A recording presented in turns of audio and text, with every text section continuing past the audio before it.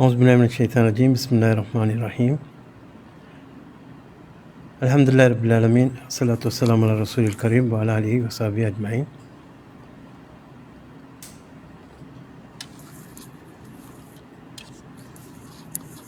மதிப்புக்குரிய சகோதரிகளே,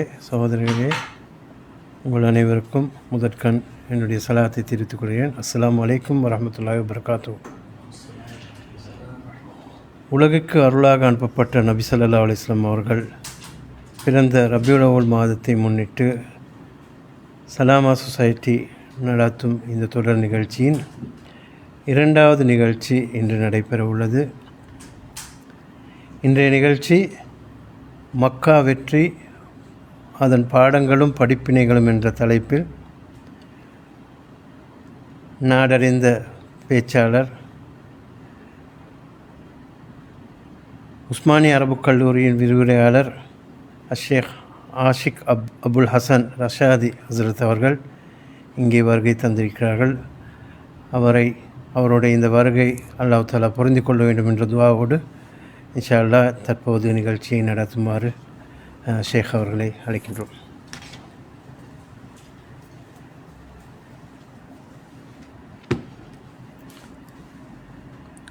அஸ்ஸலாமு அலைக்கும் வரஹ்மத்துல்லாஹி வபரகாத்துஹு.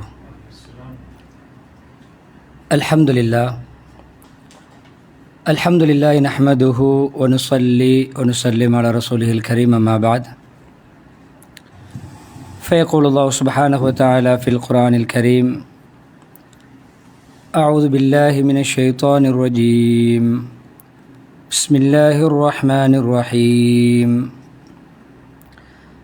لقد صدق الله رسوله الرؤيا بالحق لتدخلن المسجد الحرام إن شاء الله آمنين. صدق الله العظيم. وقال نبينا محمد صلى الله عليه وسلم عند فتح مكة: اليوم يوم مرحمة لا ملحمة، أو كما قال صلى الله عليه وسلم. சலாமா சொசைட்டியுடைய கண்ணியத்துக்குரிய பணிப்பாளர் ஷேக் ஆசாத் அப்துல் மயீத் நதீமி அவர்களே, அதே போன்று அதன் நிர்வாக உறுப்பினர்களே, கலந்து கொண்டிருக்கக்கூடிய சகோதரர்களே, நேரலையினூடாக இணைந்திருக்கக்கூடிய அன்பார்ந்த சகோதர சகோதரிகளே, இஸ்லாத்துடைய வரலாறுகளிலே, சரித்திரங்களிலே மிக முக்கியமான ஒரு வரலாற்று பின்னணி கொண்ட ஒன்றுதான் ஃபத்ஹ் மக்கா. அல் ஃபத்ஹுல் ஆதம் என்ற இரண்டு வார்த்தைகளை கொண்டு அழைக்கப்படக்கூடிய மக்கா வெற்றி. அந்த மக்கா வெற்றி ஒரு இஸ்லாமிய வளர்ச்சிக்கு வித்திட்ட ஒரு நிகழ்வாக வரலாற்று ஆசிரியர்கள் பதிந்திருக்கிறார்கள். ஹிஜ்ரி 8ஆம் ஆண்டு ரமலான் மாதம் 20ஆம் நாள் நடைபெற்ற நிகழ்வுதான் ஃபத்ஹ் மக்காவுடைய அந்த நிகழ்வு. ஆங்கிலேய திகதியின்படி கணித்திருக்கப்படக்கூடிய அந்த திகதி 630 ஜனவரி 10ஆம் திகதிக்கு அது உடன்படுவதாக வரலாற்று ஆசிரியர்கள் கணித்திருக்கிறார்கள். அன்பானவர்களே, நேயர்களே, சகோதர சகோதரிகளே, முதலாவதாக நம் அடிப்படையிலே இந்த மக்கா வெற்றிக்கு வித்திட்ட அஸ்திவாரம் எது என்பதை வரலாறு அடிப்படையிலே கவனிக்கும் பொழுது, ஹிஜ்ரி 6ஆம் ஆண்டு நடைபெற்ற ஹுதைபியாவுடைய உடன்படிக்கை, முஹம்மது ஸல்லல்லாஹு அலைஹி வஸல்லம் அவர்களுக்கும் மக்காவுடைய முஷ்ரிக்கீங்களுக்கு மத்தியிலே நடைபெற்ற ஒரு உடன்படிக்கை தான் ஹுதைபியாவுடைய உடன்படிக்கை. உம்ராவுடைய நோக்கத்தோடு முஹம்மது ஸல்லல்லாஹு அலைஹி வஸல்லம் அவர்களும் சஹாபாக்களில் சிலரும் செல்கின்ற பொழுது அவர்கள் அனுமதி மறுத்தார்கள்.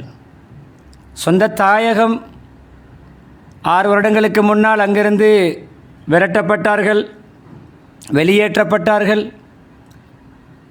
உடுத்த ஆடையோடு பொருளாதாரங்கள், காணி பூமிகள், சொத்து செல்வங்களை எல்லாம் விட்டுவிட்டு அவர்கள் அங்கே மக்காவிலிருந்து விரட்டப்பட்ட அந்த நிகழ்வு மனதில் இன்னும் அதனுடைய வடு ஆறவில்லை.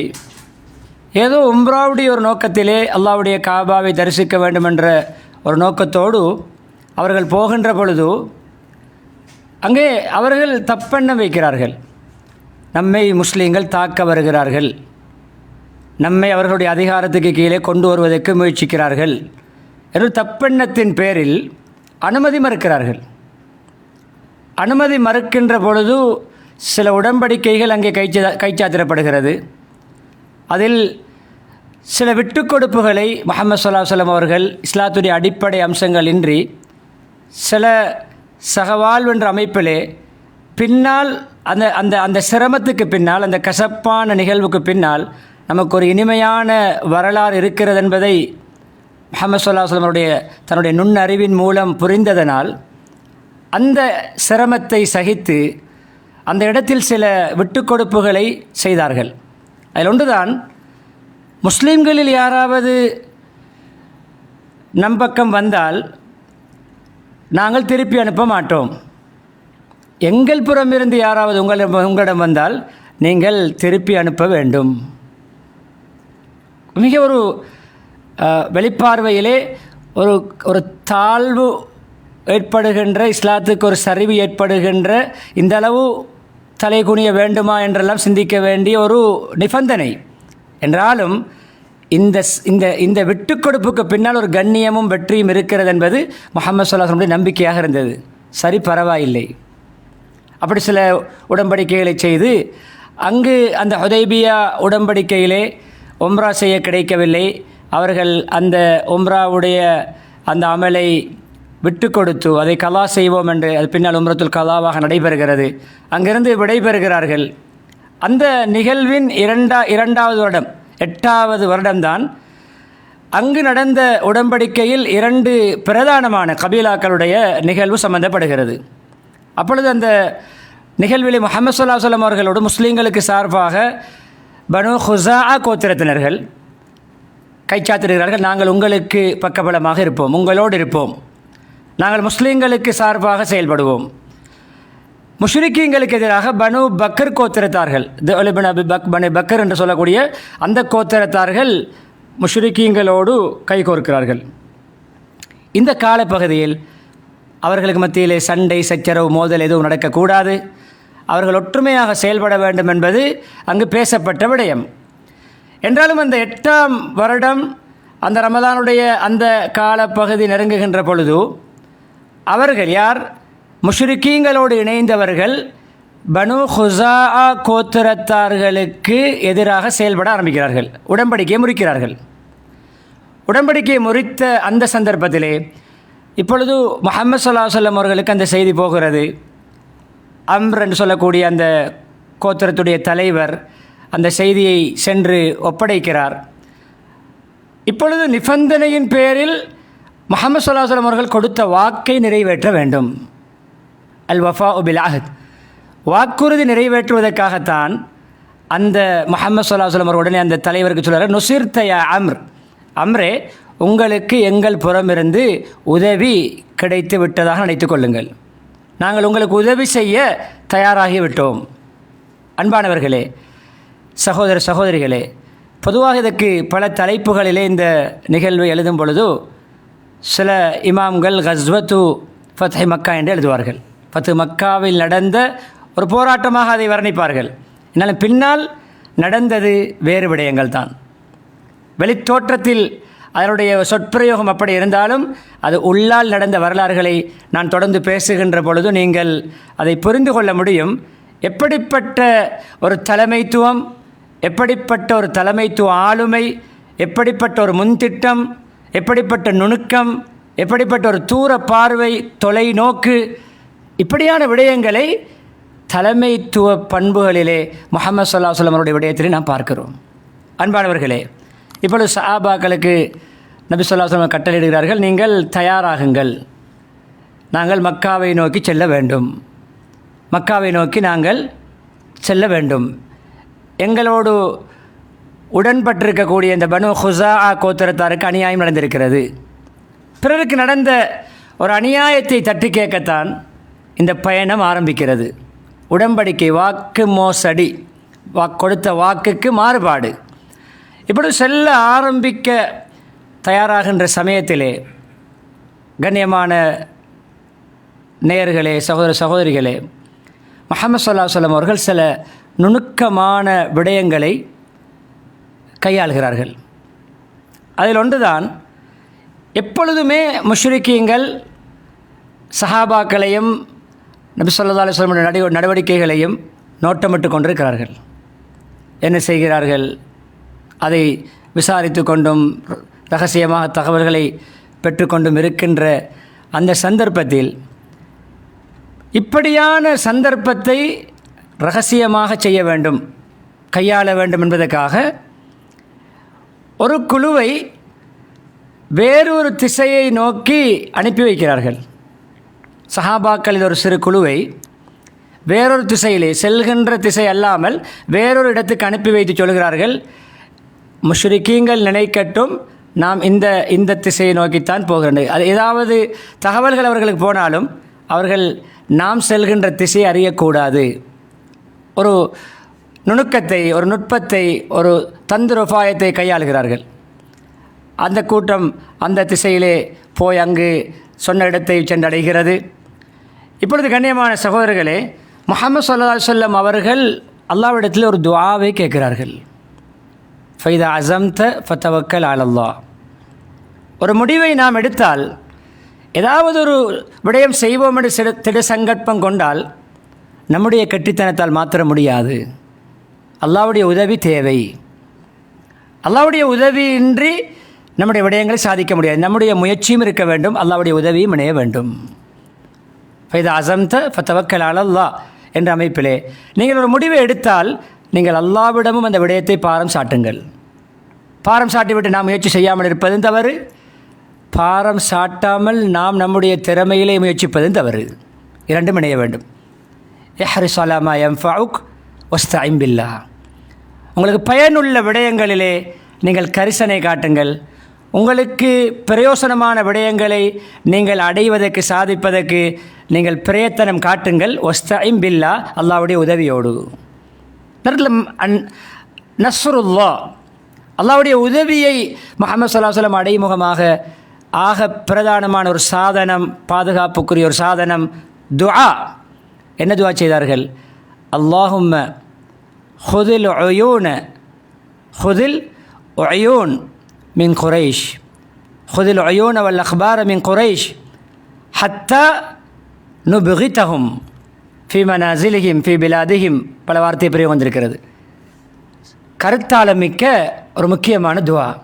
ஏன் நயவஞ்சகர்கள் இருக்கிறார்கள், செய்திகளை பரிமாறி விடுவார்கள், சில வேளை போட்டு கொடுத்து விடுவார்கள், திட்டத்தை அவர்கள் பரகசியப்படுத்தி விடுவார்கள். சொன்னார்கள், யா அல்லாஹ், நாங்கள் எடுக்கின்ற இந்த முயற்சி, நாங்கள் தீட்டுகின்ற அந்த திட்டம் குறைஷிகளுக்கு தெரியக்கூடாது. அவர்களுடைய எந்த விதமான துப்பறிதலுக்கும் எங்களுடைய செய்தி உட்படக்கூடாது. அதே நேரம் எங்களுடைய செய்தி அவர்களிடம் சென்றடையாமல் நீ தடுத்து பாதுகாத்துக்கொள். ஏன் தெரியுமா? நாங்கள் அவர்களிடம் எதிர்பாராத விதமாக நாங்கள் அவர்களை சந்திக்க வேண்டும். இந்த காலகட்டத்தில் ஒரு முக்கியமான தலைமைத்துவ பண்பாடு வெளிப்படுகிறது ஒரு சஹாபியுடைய நிகழ்வால். ஹாத்திப் இப்னு அபி பல்தா ரலியல்லாஹு அன்ஹு அவர்கள் பத்ர் சஹாபி. பத்ர் சஹாபாக்கள் என்றால் அல்லாஹ் முன் பாவங்கள் அனைத்தையும் மன்னித்த சான்றிதழ் வழங்கப்பட்ட புனிதர்கள். அவருடைய இரத்த பந்தங்கள், குழந்தைகள் எல்லாம் மக்காவில் இருக்கிறார்கள். இந்த செய்தியை அவர்கள் ஒரு கடிதம் மூலம் தன்னுடைய குடும்பத்தார்களுக்கு எழுதி அனுப்புகிறார்கள். நபியுடைய சபையில் இருக்கின்ற ஒருவர் அங்கு பேசப்பட்ட, அங்கு ஆலோசனை செய்யப்பட்ட, அங்கு திட்டம் தீட்டப்பட்ட விடயத்தை கடிதம் மூலம் தன்னுடைய குடும்பத்தார்களுக்கு எத்தி வைக்க ஒரு முயற்சி, ஒரு தவறு நடக்கிறது. அவருடைய அந்த உணர்வு பூர்வமாக அவர் சிந்தித்து அந்த கடிதத்தை அனுப்புகிறார். என்னுடைய குடும்பத்தை பாதுகாக்க வேண்டும். என்னுடைய குடும்பம், அவருடைய முக்கியமான நோக்கம் என்னவென்றால், முஹம்மது ஸல்லல்லாஹு அலைஹி வஸல்லம் அவர்களும் சஹாபாக்களும் திடீரென்று சென்று அவர்கள் கலிமாவுடைய பாக்கியம் கிடைக்காமல் மௌத்தாகிவிடக்கூடாது. தாவத்து போக வேண்டும், முஹம்மது ஸல்லல்லாஹு அலைஹி வஸல்லம் சந்திக்கின்ற சந்தர்ப்பம் கிடைக்க வேண்டும். என்னுடைய குடும்பத்தார்களும் கலிமாவை அல்லாஹ்வை வணங்கக்கூடிய ஏக முஸ்லீம்களாக ஏகத்துவத்தை கையாளுகின்ற அதை பற்றி பிடிக்கின்ற முஸ்லீம்களாக மாற வேண்டும் என்ற ஒரு நோக்கம் உள்நோக்கம். என்றாலும் அந்த செய்தியை எழுதி அனுப்புகின்ற பொழுது முஹம்மது ஸல்லல்லாஹு அலைஹி வஸல்லம் துஆவும் அந்த கடிதமும் ஒன்றுக்கொன்று போராடுகின்ற பொழுது அல்லாஹ்வுடைய வெற்றி, அல்லாஹ்வுடைய துஆ, அந்த பதில், அல்லாஹ்வுடைய உதவி முந்துகிறது, துஆ முந்துகிறது. அந்த கடிதம் போய்கொண்டிருக்கும் பொழுதே அல்லாஹ் நபி அவர்களுக்கு ஸல்லல்லாஹு அலைஹி வஸல்லம் அவர்கள் அறிவித்து விட்டான். இப்படி ஒரு கடிதம் போகிறது, அல்லாஹ் வஹீயில் அறிவித்து விட்டான். இப்பொழுது அலி ரலியல்லாஹுடைய தலைமையில் 2 சஹாபாக்களை நபி ஸல்லல்லாஹு அலைஹி வஸல்லம் அனுப்பி வைத்தார். ஒரு பெண் தான் அந்த கடிதத்தை கொண்டு போகிறார். ஒரு பெண் தன்னுடைய கொண்டை முடிச்சுக்குள்ளே வைத்து மறைத்து கொண்டு போகிறார். கொண்டு போகின்ற பொழுது அந்த இடத்தையும் சொல்லி அந்த பெண்ணுடைய அடையாளங்கள் எல்லாம் சொல்லப்பட்டு அலி ரலியல்லாஹு அவர்கள் அந்த பெண்ணை நோக்கி சென்று அந்த இடத்தில் அந்த பெண்ணை பிடித்து கொள்கிறார்கள். உடத்தில் இருக்கின்ற கடிதத்தை எடு. என்னிடத்தில் அப்படி ஒன்றும் இல்லையே, என்னிடத்தில் இருக்கின்ற கடிதத்தை எடு. அது நபி ஸல்லல்லாஹு அலைஹி வஸல்லம் சொல்லிவிட்டார்கள். உண்மை, அந்த கடிதம் என்னிடம் இருக்கிறது. அந்த கடிதம் இடையிலே தடுக்கப்பட்டு கொண்டு வந்து நபி ஸல்லல்லாஹு அலைஹி வஸல்லம் அவரிடம் சேர்க்கப்படுகிறது. கண்ணியமானவர்களே, சில சஹாபாக்கள் ஆத்திரப்பட்டார்கள். உமர் ரலியல்லாஹு அன்ஹு அவர்கள் எப்பொழுதுமே இஸ்லாத்துடைய சட்டம், குர்ஆனுடைய சட்டம், இப்படியான விடயங்களிலே கொஞ்சம் ஸ்திரமாக இருப்பவர்கள் கொஞ்சம் ஆத்திரப்பட்டார்கள். யாரை சொல்ல, இவ்வளோ நாங்கள் நொந்து சிரமப்பட்டு விரட்டப்பட்டு எங்களுடைய ஊரை விட்டு வந்து நாங்கள் இப்படி ஒரு அழகான ஆலோசனை செய்கின்ற பொழுது இதை வெளிப்படுத்தினால் உமர் தன்னுடைய கருத்தை சொன்னார்கள். ஹாத்திப் பின் அபி பல்தாவை நான் அவருடைய கதையை முடிக்க எனக்கு அனுமதி தாருங்கள். முனாஃபிக் வேலை செய்து விட்டான். கண்ணியமானவர்களே, நேயர்களே, சகோதரிகளே, ஒருவரை பற்றி முஹம்மது ஸல்லல்லாஹு அலைஹி வஸல்லம் தவறான கருத்துக்கள் சொல்லப்படும் பொழுது அந்த மனிதர் உத்தமர் முஹம்மது ஸல்லல்லாஹு அலைஹி வஸல்லம் எப்பொழுதுமே அந்த மனிதரிடம் ஏதாவது நலவு இருக்கிறதா என்று பார்ப்பார்கள். மைனஸுகள், குறைகள் சொல்லப்படும் பொழுது ப்ளஸ் இருக்கிறதா என்று பார்ப்பார்கள். நெகட்டிவ்கள் சொல்லப்படும் பொழுது, எதிர்மறையான கருத்துக்கள் முன்வைக்கப்படும் பொழுது பாசிட்டிவான நேர்மறையான பண்பாடுகள் அவரிடம் இருக்கிறதா என்று பார்ப்பது தலைமைத்துவத்துக்கு சாலச் சிறந்த ஒரு பண்பாடு. உடனே இந்த ஹாத்திப் பின் அபி பல்தாக்கு ஏதாவது நன்மை இருக்கிறதா, நலவு இருக்கிறதா என்று பார்த்தால் பத்ர் சஹாபி. உமர் அப்படி சொல்ல வேண்டாம், அவசரப்பட வேண்டாம். அவர் தவறை ஒத்துக்கொண்டார் தானே, அவருடைய பிழையை ஒத்துக்கொண்டார் தானே, அவர் தான் மறுக்கவில்லையே. அவர் நயவஞ்சகத்தில் செய்திருந்தால் நயவஞ்சகருடைய தன்மை பேசினால் பொய்யல் அவர் பேசுவார்கள். அவர் உண்மையை பேசுகிறார். அவர் முனாஃபிக்கல், அவர் பத்ர் சஹாபி. அந்த பத்ர் சஹாபி அல்லாஹ்வை மன்னித்து விடும் பொழுது, மன்னித்திருக்கும் பொழுது நாம் மன்னிக்கக்கூடாதா? ஏதோ செய்தி அங்கே போகவில்லை தானே என்று உமர் ரலியல்லாஹுடைய கருத்தை மதித்து அவர்களை நிதானப்படுத்திவிட்டு ஹாத்திப் பின் அபி பல்தா ரலியல்லாஹு அன்ஹு அவர்களுக்கு நபி ஸல்லல்லாஹு அலைஹி வஸல்லம் அவர்கள் மன்னிப்பு வழங்கிய சந்தர்ப்பத்தில் தான் கண்ணியமான சூரா மும்தஹினாவுடைய அந்த ஆரம்ப குர்ஆன் வசனங்கள் இறங்குகின்றன. யா அய்யுஹல்லதீன ஆமனூ லா தத்தகிது அதுவி வ அதுவக்கும் அவுலியா துல்கூன இலைஹிம் பில் மவத்தா.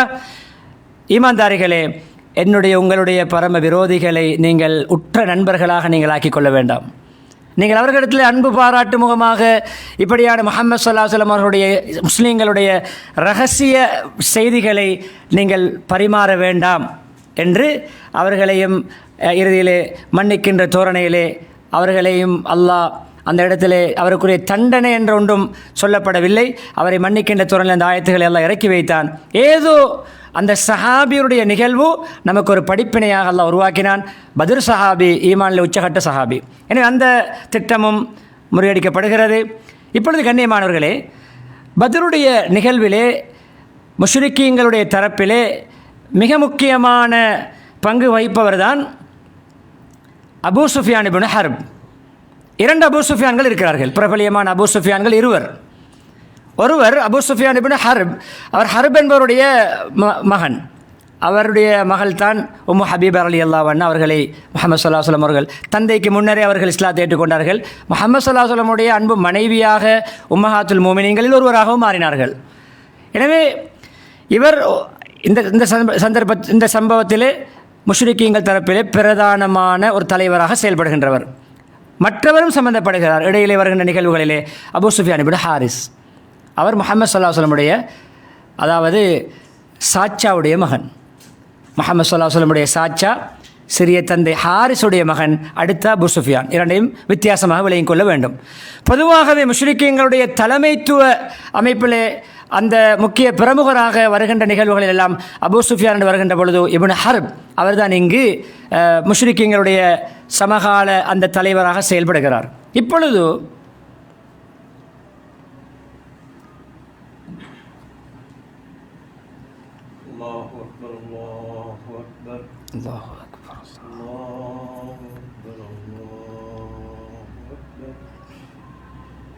أشهد أن لا إله إلا الله أشهد أن لا إله إلا الله أشهد أن محمدا رسول الله أشهد أن محمدا رسول الله حي على الصلاة حي على الصلاة لا حول ولا قوة حي على الفلاح حي على الفلاح الله أكبر الله أكبر الله أكبر الله لا إله إلا الله لا إله إلا الله محمد رسول الله.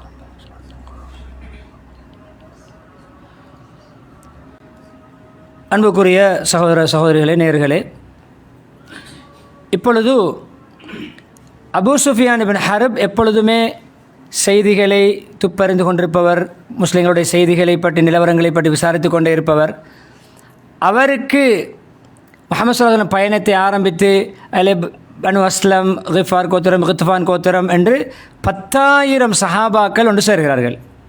10,000 சஹாபாக்கள் பனு ஹுஸாவுக்கு நடந்த அந்த அநியாயத்தை தட்டி கேட்பதற்காக அந்த 10,000 சஹாபாக்களும் தயாராகி பயணத்தை மேற்கொள்கிறார்கள். கண்ணியமானவர்களே, இந்த இடத்தில் இன்னுமொரு விடயத்தை நாம் புரிய வேண்டும். அல்லாஹ்வுடைய தத்பீர், அல்லாஹ்வுடைய அந்த திட்டமிடல். யுதப்பிருல் அம்ர மினஸ் ஸமா இலல் அர்த், அல்லாஹ் வானிலிருந்து பூமிக்கு விடயங்களை திட்டமிடுகிற அடிப்படையிலே இவ்வளோ பெரிய வெற்றிக்கு ஒரு தூண்டுகோலாக அமைந்தது 2 கோத்திரங்களுடைய பிரச்சனை தான்.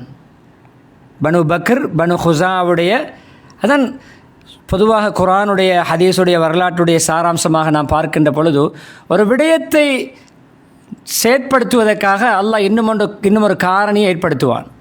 இவர்களுடைய பிரச்சினை அது மதீனா வரைக்கும் சென்று இப்பொழுது பின்னால் ஒரு வெற்றிக்கு தூண்டுகோலாக இந்த 2 கபீலாக்களுடைய அந்த பிரச்சினைகள் ஆணிவேராக அமைந்தது. பின்னால் ஒரு வெற்றி இருக்கிறது.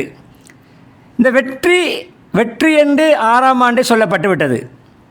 ஹுதைபியாவுடைய வெளிப்பார்வை தோல்வி, உம்ரா செய்ய விடாமல் திருப்பி அனுப்பப்படுகிறார்கள். என்றாலும் அங்கே அல்லாஹ் இன்னா ஃபதஹ்னா லக ஃபத்ஹம் முபீனா, உங்களுக்கு தெளிவான பகிரங்கமான ஒரு வெற்றியை நாம் தந்துவிட்டோம். உமரலிலாம் நபியோட ஸல்லல்லாஹு அலைஹி வஸல்லம் கேட்டார்கள், உமரலி அஃபத்ஹுன் ஹுவ, ஹுதைபியாவில் இந்த ஆயத்து இறங்கிய பொழுது வெளிரங்கம் தோல்வி, உம்ரா செய்ய கிடைக்கவில்லை. உமரலி கேட்டார், இது வெற்றியா யார சொல்லலாம்? முஹம்மது ஸல்லல்லாஹு அலைஹி வஸல்லம், நாம், இது வெற்றி. இந்த விட்டு கொடுப்புக்கு பின்னால் நமக்கு வெற்றி கிடைத்து விட்டது, அல்லாஹ் வாக்களித்து விட்டான். கண்ணியமானவர்களே, அந்த நிகழ்வும் இந்த குர்ஆன் சூரா ஃபத்ஹுடைய அந்த ஆயத்தோடு சம்பந்தப்படுகிறது. அதே போன்று நான் ஆரம்பத்தில் ஓதிய குர்ஆன் வசனம். அன்பானவர்களே, இந்த நிகழ்வுக்கும் யூசுப் அலைஹிஸ்ஸலாத்துடைய நிகழ்வுக்கும் பல்வேறுபட்ட சம்பந்தங்கள் உண்டாகிறது. யூசுப் அலைஹிஸ்ஸலாமும் ஆரம்பத்தில் ஒரு கண்ட கனவு அவர்களுக்கு அது பாதகமாக அமைந்தது. சிறு வயதிலே சகோதரர்களுக்கு சொன்னார்கள், சகோதரர்கள் அவர்களை கொல்ல முயற்சித்தார்கள், பால் கிணற்றிலே போட்டார்கள். அதுக்கு பின்னால் அவர்களை ஒரு பிரயாண கோஷ்டி எடுத்தது, மிஸ்ரிலே எகிப்திலே கொண்டு போய் அடிமையாக விற்றது. அவர்கள் அங்கு அல்லாஹ் அவர்களுக்கு சிறந்த பாக்கியங்கள் கண்ணியங்களை கொடுத்து ஒரு நிதி அமைச்சருடைய ஸ்தானத்துக்கு மாறினார்கள். அந்த காலத்து அந்த அரசருடைய ஒரு ஆலோசகராக மாறிய பிறகு அவர்களுக்கும் சகோதரருக்கு நடந்த நிகழ்வும் இந்த ஃபத்ஹு மக்காவுடைய இறுதி கட்டம் ஒன்று கொண்டு அவர்களுடைய கனவும் அங்கு சம்பந்தப்படுகிறது. முஹம்மது ஸல்லல்லாஹு அலைஹி வஸல்லம் அவர்கள் கண்ட கனவும் இங்கே உண்மையாகிறது. லக்கத் ஸதகல்லாஹு ரசூலஹு ருயா பில் ஹக், தன்னுடைய ரசூல் தூதர் முஹம்மது ஸல்லல்லாஹு அலைஹி வஸல்லம் அவர்களுடைய கனவை அல்லாஹ் உண்மைப்படுத்தினான், நிறைவேற்றினான் என்ற அந்த ஆயத்தும் ஃபத்ஹு மக்காவுடைய நிகழ்வோடு இணைகிறது. இப்பொழுது அன்பானவர்களை போய்கொண்டிருக்கிறார்கள். அப்பாஸ் ரலியல்லாஹு அன்ஹு அந்த காலகட்டத்தில் தான் இஸ்லாத்தை ஏற்றுக்கொள்கிறார்கள். அப்பாஸ் ரலியல்லாஹு அன்ஹு அவர்களும் முஹம்மது ஸல்லல்லாஹு அலைஹி வஸல்லம் அவர்களோட இடையிலே பயணம் போய்கொண்டிருக்கின்ற பொழுது மதீனாவை நெருங்குகின்ற அந்த சந்தர்ப்பத்திலே பாருங்கள், அந்த மனித நேயத்தை துஆவிலே கேட்கிறார்கள். நாங்கள் திடீரென்று அந்த மக்காவுக்குள் நுழைய வேண்டும், வெற்றி கொள்ள வேண்டும். அவர்களுக்கு நாங்கள் திடீரென்று தான் போய் நுழைய வேண்டும். ஆனால் பாருங்கள் அன்பானவர்களே, இரக்க சுபாவம், அந்த விசால மனப்பான்மை. அப்பாஸ் ரலியல்லாஹு அன்ஹு அவர்களிடம் முஹம்மது ஸல்லல்லாஹு அலைஹி வஸல்லம் அவர்கள் அனுமதியோடு அனுப்பி வைக்கிறார்கள், முன்னறிவிப்பு செய்வதற்காக வேண்டி. இப்பொழுது கதை வெளியாகிவிட்டோம் என்பது பரவ ஆரம்பிக்கிறது. இப்பொழுது முஸ்லீம்கள் வெளியாகிவிட்டார். இப்போது விடயம் பகிரங்கமாகிறது. அபூ சுஃபியானும் இடையிலே சந்தர்ப்பம் கேள்விப்பட்டவுடன் உடனே வெளியாகி முஸ்லீம்கள் வருகிறார்கள், 10,000 பேரோடு வருகிறார்கள். நாம் இவர்களுக்கு எதிராக எந்த நடவடிக்கையும் செய்து வெற்றி கொள்ள முடியாது, நம்முடைய எந்த சக்தியும் அங்கு எடுபடாது என்ற அமைப்பிலே முஹம்மது ஸல்லல்லாஹு அலைஹி வஸல்லம் அந்த ஃபெராசத் என்று சொல்வார்கள், மதிநுட்பம் என்று சொல்வார்கள். மதிநுட்பத்தால் உடனே சொல்கிறார்கள், பாருங்கள் நாங்கள் வெளியாகிய செய்தி இப்பொழுது பகிரங்கமாகிக் கொண்டிருக்கிறது. அபூ சுஃபியான் கூடிய சீக்கிரம் நம்மை நோக்கி வருவார். எதற்கு? உடன்படிக்கை காலத்தை கொஞ்சம் நீட்டிக்கொள்ள, அந்த மோதல் இல்லாத அந்த சமாதான கால தவணையை மீட்டு கேட்டு நம்மிடம் கெஞ்சி அவர் வந்து சேருவார் போன்றிருக்கிறது என்று சொல்லி இங்கே சொல்கிறார்கள். அங்கே அபூ சுஃபியான் வந்த வண்ணம் இருக்கிறார். வந்து இப்பொழுது கண்ணியமானவர்களே, எப்பொழுதுமே பின்னால் இவரும் சஹாபியாக மாறினார், ரலியல்லாஹு அன்ஹு மாறினார். சம்பவம் நடக்கின்ற பொழுது முஷ்ரிக். எனவே நாம் அதே பாணியிலே தான் அவருடைய விடயங்களை முன்வைக்க வேண்டும். எப்பொழுதுமே அநியாயம் ஒரு காலத்தில் அது முடிவடையும். அநியாயத்துக்கு முற்றுப்புள்ளி ஒன்று இருக்கிறது. அநியாயம் யாருக்கு செய்தோமோ அவர்களிடம் மண்டியிட வைப்பான் அல்லாஹ். இது பல குர்ஆனுடைய வரலாற்று ரீதியான உண்மை. நாம் யாருக்கு அநியாயம் செய்கிறோமோ அவர்களிடம் சில விடயங்களிலே நம்மை மன்றாட வைப்பான், கெஞ்ச வைப்பான், மண்டியிட வைப்பான் அல்லாஹ். அபூ சுஃபியான் வருகிறார், வந்து நபி ஸல்லல்லாஹு அலைஹி வஸல்லம் அவர்களை சந்திக்கிறார். சந்தித்து முடிவெடுத்தால் அல்லாஹ்வுடைய வஹ்யுடைய முடிவு தான் முஹம்மது ஸல்லல்லாஹு அலைஹி வஸல்லம், தனி முடிவு அல்ல. வமா யன்திகு அனில் ஹவா இன் ஹுவ இல்லா வஹ்யு யூஹா. என்ன பேசினாலும் முஹம்மது ஸல்லல்லாஹு அலைஹி வஸல்லம் அவர்கள் வஹ்யின் தோரணையில் தான் பேசுவார்கள். வஹ்யின் சாராம்சமாகத்தான் இருக்கும், அல்லாஹ்வுடைய கட்டளைக்கு தோதுவாகத்தான் இருக்கும். மனோ இச்சைப்படி எதையும் பேச மாட்டார்கள். தனியே சொந்தமான விடயங்கள், தனிப்பட்ட விடயங்கள் வேறு. பொதுவாக சமூகம், மார்க்கம் அடிப்படையிலே வஹி இல்லாமல் தனி முடிவு எடுக்க மாட்டார்கள். முடிவெடுத்து விட்டார்கள், போவது தான், மக்காவுக்கு நாங்கள் செல்வது தான். அபூ சுஃபியான் வந்து பேசினார். கொஞ்சம் முடிவை மாற்றிக்கொண்டா நல்லமே, கொஞ்சம் எங்களுக்கு சந்தர்ப்பம் தந்தால் நல்லமே, கொஞ்சம் கால நீடிப்பு செய்தால் நல்லமே, எங்களுக்கு ஒரு அபயம் தந்தால் நல்லமே. நான் முடிவெடுத்து விட்டேன், எனக்கு முடிவை மாற்ற முடியாது. உடனே போகிறார் அபூபக்கர் ரலியல்லாஹு. அபூபக்கர் கொஞ்சம் பேசுங்களே.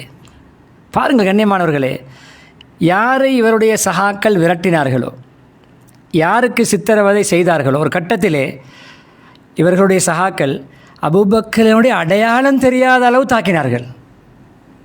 அல்லாஹ்வுடைய மாளிகையிலே காபத்துல்லாவிலே கொஞ்சம் குர்ஆன் ஓதியதற்காக, கொஞ்சம் அல்லாஹ்வுடைய பெயரை உச்சரித்ததற்காக அடையாளமே தெரியாத அளவு அபூபக்கர் ரலியல்லாஹு அன்ஹு அவர்கள் தாக்கப்பட்டார்கள். செல்வாக்குள்ளவர்கள், செல்வம் படைத்தவர்கள். வரலாற்று கிதாபுகளிலே 4 கடையுடைய உரிமையாளர் என்று பிரபலியமாக பேசப்படுகிறது. நான் ஒரு கிதாபிலே பார்த்தது, எனக்கு ஒரு கிதாபுடைய பேர் உண்மையில் இந்த நேரத்தில் ஞாபகம் இல்லை. 8 கடையுடைய ஓனர், 8 கடையின் உரிமையாளர். எவ்வளோ பெரிய பணக்காரராக இருக்கும். அந்த செல்வம், செல்வாக்கு இரண்டும் இருந்தும் அவர் தாக்கப்பட்டார். இவர்களுடைய சகாக்களால், இவருடைய கையால். அதுக்குள் அபூ சுஃபியானும் ஒருவர். அவரிடமே அல்லாஹ் கெஞ்ச வைத்தான். அபூபக்கர் கொஞ்சம் சிபாரிசு செய்யுங்களே, கொஞ்சம் பேசி பாருங்களே. இல்லை, முஹம்மது ஸல்லல்லாஹு அலைஹி வஸல்லம் கட்டளை முடிவை மீறி நான் எதுவும் செய்ய முடியாது. உமர் ரலியல்லாஹு ஓடினார். உமர் கொஞ்சம் பேசுங்களே. அதுக்கு பின்னால் அலி ரலியல்லாஹு ஓடினார். அலி கொஞ்சம் பேசுங்களே. அன்பானவர்களே, சகோதர சகோதரிகளே, அவருடைய கெஞ்சுதலும் மண்டியிடுதலும் எந்த அளவு கீழ்மட்டத்துக்கு போனது என்றால், ஒரு பெண் என்றாலும் பெண் தானே, உத்தம நபி முஹம்மது ஸல்லல்லாஹு அலைஹி வஸல்லம் மகள் தான். ஃபாத்திமா ரலியல்லாஹு அன்ஹாவிடம் போய் கெஞ்சினார். ஃபாத்திமா கொஞ்சம் வாப்பாவோட பேசுங்களே, கொஞ்சம் இந்த முடிவை கொஞ்சம் மாற்றிக்கொள்ள சொல்லுங்களே. கொஞ்சம் இதை இந்த முடிவில் பின்வாங்க சொல்லுங்களே, நாங்கள் தாங்க மாட்டோம், நாங்கள் இவர்களுக்கு எதிராக எதுவும் செய்ய முடியாது, தோல்வி அடைவோம். ஃபாத்திமா என்னுடைய தந்தையுடைய முடிவுக்கு மீறி நான் எதையும் செய்ய முடியாது. சரி, உங்களுக்கு தான் போக முடியாது, உங்களுடைய மகன் ஹசனையாவது அனுப்புங்களே. ஹசன் நபியோட அன்புக்குரியவர்களை எல்லாம் அந்த செல்வாக்குள்ளவர்களை பாவிப்பது போன்று, இன்ஃப்ளூயன்ஸை பாவிப்பது போன்று கெஞ்சுகிறார். யாருமே உடன்படவில்லை. அவர் ஃபாத்திமா சொன்னார், என்னுடைய மகன் சின்னவர், அவர் சிறுவராக இருந்து கொண்டு இந்த விடயத்திலே தலை போட்டு உங்களுக்கெல்லாம் அபயம் பெற்று தருவதற்கு அவருக்கு வயது போதாது என்று மறுத்து விட்டார்கள். கடைசியாக அப்பாஸ் ரலியல்லாஹு அன்ஹுவிடம் இருவர் நண்பர்கள், அந்த காலகட்டத்தில் அப்பாஸ் ரலியல்லாஹு அவர்களும் களிமா சொல்கிறார்கள். அப்பாஸ் ரலியல்லாஹு சென்று அப்பாஸ் நபியுடைய கோவேறு கழுதை எடுத்துக்கொண்டு இப்பொழுது மக்காவை நெருங்கும் பொழுது, நான் ஆரம்பி சொல்லி வந்த விடயம் இதுதான், திடீரென்று முன்னறிவிப்பில்லாமல் போவதுதான் திட்டம் என்றாலும் திடீரென்று போய் அவர்களை சங்கடப்படுத்தக்கூடாது என்று சந்தர்ப்பம் வழங்குகிறார்கள், அறிவிப்பு செய்கிறார்கள். அப்பாஸ் ரலியல்லாஹு போய் இதோ முஹம்மது ஸல்லல்லாஹு அலைஹி வஸல்லம் 10,000 பேரோடு வந்து கொண்டிருக்கிறார், பெரும் படை, உங்களால் எதுவுமே அவர்களை எதிர்த்து செய்ய முடியாது. என்ன சந்தர்ப்பம் அன்பானவர்களே, இஸ்லாம் என்பது காயப்படுத்துவதோ, கலவரம் செய்வதோ, இரத்தமூட்டுவதோ, உயிரை போக்குவதோ இல்லை. தனக்கு வாள் நீட்டியவரை, தன்னுடைய வாளை எடுத்து தனக்கு நீட்டிய ஒரு எதிரி, ஒரு விரோதியை மன்னித்த முஹம்மது ஸல்லல்லாஹு அலைஹி வஸல்லம் அவர்கள் அல்லவா? தனிமையில் உறங்கிக் கொண்டிருக்கும் பொழுது தன்னுடைய பல்லை உடைத்தவர்களை மன்னித்தவர்கள் அல்லவா? அதே போன்று தன்னுடைய மகளை கர்ப்பிணி தாயாக ஈட்டியால் குத்தி, அடி வயிற்றிலே குத்தி ஸைனப் ரலியல்லாஹு அன்ஹாவை ஷஹீதாக்கியவர்களை மன்னித்த முஹம்மது ஸல்லல்லாஹு அலைஹி வஸல்லம் இப்படி பழிவாங்குகின்ற போக்கில் செயற்படுவார்களா? இல்லை. சமாதானமான சாந்தியான மார்க்கம் இஸ்லாம் என்பதை அந்த தலைவர் திடீரென்று போகின்ற முடிவை கூட கொஞ்சம் அதை விரிவுபடுத்தி கொஞ்சம் நெகிழ்வுத்தன்மையை மேற்கொண்டு அப்பாஸ் ரலியல்லாஹு தன்னுடைய கோவேறு கழுதைகளை ஏற்றி அனுப்புகிறார்கள். எல்லா கபீலாக்களுக்கும் அறிவிப்பு செய்யுங்கள். இவர்கள் இப்பொழுது போய்கொண்டு ஒவ்வொரு முக்கியமான கபீலா தலைவர்களுக்கெல்லாம் முஹம்மது ஸல்லல்லாஹு அலைஹி வஸல்லம் வந்து கொண்டிருக்கிறார்கள், மக்காவை நெருங்கி விட்டார்கள், உங்களுக்கு சந்தர்ப்பம் இருக்கிறது, நீங்கள் அபயம் பெற்றுக்கொள்ளுங்கள், நீங்கள் களிமா சொல்லிக் கொள்ளுங்கள். தாவத்து முந்துகிறது, இஸ்லாமிய பிரச்சாரம் முந்துகிறது, ஏகத்துவ களிமா உடைய அழைப்பு முந்துகிறது. நோக்கத்தை பாருங்கள், பின்னணியை பாருங்கள். எல்லோரும் கலிமாவை சொல்லி அல்லாஹ்வுக்கு சுஜூது செய்யக்கூடிய ஏகத்துவ முஸ்லீம்களாக மாற வேண்டும் என்பதுதான் நோக்கமே தவிர, பழி தீர்ப்பதாக இருந்தால் அபூ சுஃபியான் வந்தவுடன் அபூ சுஃபியானுடைய கதையை முடித்துவிட்டு தான் அடுத்த பேச்சு பேசியிருக்க வேண்டும். அபூ சுஃபியானுடைய கதையை முடித்துவிட்டு சொல்வதாக இருந்தால் சிலர்கள் செய்வது போன்று சில முன்னைய கால கசப்பான வரலாற்று நிகழ்வுகள் நடந்திருக்கிறது. அவருடைய கதையை முடித்துவிட்டு தலையை அனுப்புவது, இப்படியான ஒரு பயங்கரவாத போக்கிலே முஹம்மது ஸல்லல்லாஹு அலைஹி வஸல்லம் அவர்களோ இஸ்லாமியர்களோ இஸ்லாமோ அப்படி இல்லை என்பதற்கு ஃபத்ஹு மக்கா சிறந்த சான்று. இப்பொழுது அப்பாஸ் ரலியல்லாஹு அபூ சுஃபியான் கேட்குறார், அப்பாஸ் என்னப்பா ஐடியா? எல்லோருடன் பேசி பார்த்து ஒன்றும் சரி வரதில்லை. முஹம்மது உங்களோட சகோதரனுடைய மகனுடைய முடிவை கொஞ்சம் சாதகமாக்குவதுக்கு என்னப்பா ஐடியா? ஒரு ஐடியாவும் இல்லை அபூ சுஃபியான். நீங்களே போய் அலி தான் இதை சொன்னார்கள், நீங்களே போய் மக்களிடம் பொதுப்படையாக நீங்கள் அபய பிச்சை கேளுங்கள், அவ்வளவுதான். சுருக்கமாக இதுதான், நீங்களே அபய பிச்சை கேளுங்கள், எனக்கு ஒன்றும் செய்ய வேண்டாம், நான் உங்களுடைய கட்டுப்பாட்டுக்குள் வருகிறேன், உங்களுடைய அபயத்தை தேடுகிறேன், உங்களுடைய பாதுகாப்பை தேடுகிறேன் என்று அவருடைய தலையை தடவி குட்டுவது போன்று அவர் ஒரு பெரிய ஒரு தலைமைத்துவத்தில் முன்னணி இருக்கின்ற ஒரு முஷ்ரிக்குக்கு சொன்ன ஒரு பதில்தான், நீங்களே போய் சென்று அபயத்தை கேட்டுக்கொள்ளுங்கள். கண்ணியமானவர்களே, இப்பொழுது அபூ சுஃபியான் பகிரங்கமாக சொல்கிறார், நான் மக்களிடத்தில் அபயம் தேடுகிறேன். பெரிய வீரராக, பெரிய இஸ்லாத்துக்கு எதிராக நடவடிக்கைகளை கெடுபிடிகளை செய்தவர் இப்பொழுது அவரை அபயம் தேடி சரணடைவது போன்ற பாணியிலே செயல்படுகிறார். போய் தன்னுடைய சகாக்களுக்கு அறிவிப்பு செய்கிறார், இப்படி வருகிறார், நீங்கள் உங்களுடைய விடயத்தை நீங்கள் பாதுகாத்துக் கொள்ளுங்கள், நான் அபயம் எடுத்து வந்திருக்கிறேன், எனக்கு பாதுகாப்பு பெற்று வந்திருக்கிறேன். இப்பொழுது கண்ணியமானவர்களே, முஹம்மது ஸல்லல்லாஹு அலைஹி வஸல்லம் அவர்களுடைய மிக நுணுக்கமான நடவடிக்கைகள் முறைகளில் ஒன்றுதான், எப்பொழுதுமே கபீலாக்களுடைய தலைவர்களுக்கு உரிய மரியாதையை கொடுத்து அவர்களை இஸ்லாத்தின் பக்கம் ஈர்க்கின்ற பண்பாடுகளை காட்டி அவர்களை உள்வாங்குவது. இப்போ அபூ சுஃபியானுக்கும் முஹம்மது ஸல்லல்லாஹு அலைஹி வஸல்லம் அவர்களுக்கும் இடையிலே அப்பாஸ் ரலியல்லாஹு அவர்கள் ஒரு நடுவராக தரகராக செயல்படுகிறார்கள். இவருக்கு இப்பொழுது யாரும் அபயம் பெற்றுக் கொடுக்க முன்வரவில்லை. அப்பாஸ் சொன்னார், சாச்சா சிறிய தந்தை நபி ஸல்லல்லாஹு அலைஹி வஸல்லம் அவர்கள் அவருடைய கருத்தையும் அபிப்பிராயங்களை மதிக்கக்கூடியவர்கள் இருந்தார்கள். தந்தையுடைய ஸ்தானத்தில் இருப்பவர் சிறிய தந்தை அப்பாஸ், நான் உங்களுக்கு பெற்றுத் தருகிறேன், வாருங்கள் அபூ சுஃபியான் என்று கூட்டிக் கொண்டு போய் அப்படியே யார் சொல்லலை, இப்படி வந்திருக்கிறார், தலைவர் வந்திருக்கிறார், இப்படி நம்மிடத்தில் மன்றாடி கொண்டிருக்கிறார், இவருக்கு நாங்கள் அபயம் அளிப்போமே, இவருக்கு நாங்கள் அபயம் அளிப்போமே என்று சாச்சா பேசுகின்ற பொழுது நபி ஸல்லல்லாஹு அலைஹி வஸல்லம் அவர்கள் அந்த இடத்துல அவருக்கு அபயம் அளித்தார்கள். எனவே அப்பாஸ் சொல்கிறார்கள், யார் சொல்லலாம், அபூ சுஃபியானுக்கு கொஞ்சம் எங்களோட விளங்குற பாசை சொல்லுறதா இருந்தால் கொஞ்சம் பொறுப்புகளை கொடுத்து கொஞ்சம் அவரை கண்ணியப்படுத்தின அவருக்கு கொஞ்சம் விருப்பம், அவரை கொஞ்சம் சமூகத்தில் கொஞ்சம் அவர் முக்கிய புள்ளி தானே, அவரை கொஞ்சம் கண்ணியப்படுத்தினோம் என்றால் அவருக்கு அது கொஞ்சம் விருப்பமாக இருக்கும், அதன் மூலம் பல பேர் களிமா சொல்லக்கூடிய சந்தர்ப்பம் வரும் என்று சொன்னவுடன் சொன்னார் நபி ஸல்லல்லாஹு அலைஹி வஸல்லம் அவர்கள், மன் தஹல தார் அபி சுஃபியான் ஃபஹுவ ஆமின் ஒமன் தஹல அல் பைத், காபத்துல்லாவுக்கு நுழைந்தவர் அபயம் பெற்றவர், அபூ சுஃபியானுடைய வீட்டுக்குள் நுழைந்தவர் அபயம் பெற்றவர், ஒமன் அஹ்லக பாபஹு ஃபஹுவ ஆமின், யாரும் முஸ்லீம்களோடு சண்டை சச்சரவில் ஈடுபடாமல் சமாதானமாக அவர்களுடைய வீடுகளுக்குள் இருந்து கதவை மூடிக்கொண்டால் அவர்களுக்கு நாங்கள் ஒன்றும் செய்ய மாட்டோம். இப்பொழுது முஹம்மது ஸல்லல்லாஹு அலைஹி வஸல்லம் அவர்கள் சொன்ன புத்திமதி தான் சஹாபாக்களுக்கு யாரும் யார் மீதும் கை வைக்கக்கூடாது, பெண்களை தாக்கக்கூடாது, சிறுவர்களை தாக்கக்கூடாது, யாரும் கை வைக்கக்கூடாது, எந்த சேதங்களும் ஏற்படுத்தக்கூடாது. ஆனால் யாராவது எதிர்க்க வந்தால் தற்பாதுகாப்பின் அடிப்படையிலே பதிலுக்கு பதில் கொடுக்கலாம். காலித் பின் வலீத் அவருடைய தலைமையிலே ஜானிபுல் ஐமன் என்ற வலதுசாரி ஒரு கூட்டத்தை நபி அனுப்பி வைத்தார்கள். அவர்கள் போகின்ற அந்த வழியிலே அபூஜஹலுடைய மகன் இக்ரிமா, அன்று வரைக்கும் ஒரு முஸ்லீம் இல்லை, அவர்கள் சில நபர்களை கூட்டிக் கொண்டு தன்னோடு சேர்த்து கொண்டு இவர்களுடைய அந்த கூட்டத்தாரோடு மோதினார். இப்பொழுது அவராக மோதலை ஆரம்பித்தார். அந்த இடத்தில் சிறியதொரு சலசலப்பு ஏற்பட்டது. அதிலே முஸ்லீம்கள் சார்பாக 2 பேர் ஷஹீதாகினார்கள். அதே போன்று அவர்களுடைய சார்பிலே 10 பேர்கள் உயிர் நீக்க வேண்டிய நிலைமை ஏற்பட்டது. அவர்களாக அது தேடிக்கொண்ட வினை. நபி ஸல்லல்லாஹு அலைஹி வஸல்லம் அவர்கள் சொன்னார்கள், யாருக்கும் கை வைக்க வேண்டாம், யாரையும் தாக்க வேண்டாம், யாருக்கும் எந்த பங்கம் விளைவிக்க வேண்டாம், இடையூறு செய்ய வேண்டாம். அவர்கள் வந்தவர்களை எதிர்த்து தற்பாதுகாப்பின் அடிப்படையில் காலித் பின் வலீதுடைய அந்த சிறிய ஒரு பிரச்சனை ஏற்பட்டு அங்கே ஒரு 12 பேருடைய உயிர் அல்லாஹ்வுடைய ஏற்பாடின்படி அவர்களிலே 10 பேர், முஸ்லீம்கள் 2 பேர் ஷஹீதாகினார்கள். இந்த பிரச்சனை மாத்திரம்தான் ஒரு உயிர் சேதமாக நடைபெற்றதே தவிர அதுவும் அவர்களாக தேடிக்கொண்ட வினைதான். முஸ்லீம்களோ சஹாபாக்களோ நபி ஸல்லல்லாஹு அலைஹி வஸல்லம் அவர்களோ யாருக்கும் எந்த தொந்தரவும் விடவில்லை. இப்பொழுது அபூ சுஃபியானுக்கு முஹம்மது ஸல்லல்லாஹு அலைஹி வஸல்லம் தாவத்து கொடுக்கிறார்கள். தலைவர் வந்திருக்கிறார், இப்பொழுது தாவத்து கொடுக்கிறார்கள். கேட்டார்கள், அலம் யஅனி லக அன் தஅலம் அன்னஹு லா இலாஹ இல்லல்லாஹ், அபூ சுஃபியான், இன்னும் அல்லாஹ் தான் வணக்கத்துக்குரிய ஏக நாயன் என்று உங்களுக்கு விளங்கலையா, விளங்கும் சந்தர்ப்பம் வரலையா? அவருடனே சொன்னார், யார சொல்லலாம், யார சொல்ல, யா முஹம்மத் ஸல்லல்லாஹு அலைஹி வஸல்லம், எனக்கு இப்பொழுது புரிந்துவிட்டது. நான் இவ்வளோ காலம் அல்லாஹ்வுக்கு இணை வைத்து வந்தேன்.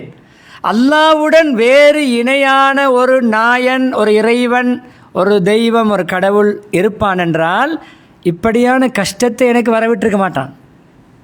எனக்கு இந்த இடத்தில் பாதுகாப்பு வழங்கியிருப்பான். எனவே அல்லாஹ் தான் மாத்திரம் ஏகன், அவன்தான் இறைவன் என்று நான் விளங்கிவிட்டேன். இப்போ லா இலாஹ இல்லல்லாஹ் மாத்திரம் சொல்கிறேன் என்று சொன்னார். கலிமாவுடைய அடுத்த அஷ்ஹது அல்லா இலாஹ இல்லல்லாஹ் வ அஷ்ஹது அன்ன முஹம்மது ரசூலுல்லாஹ் வர வேண்டும்.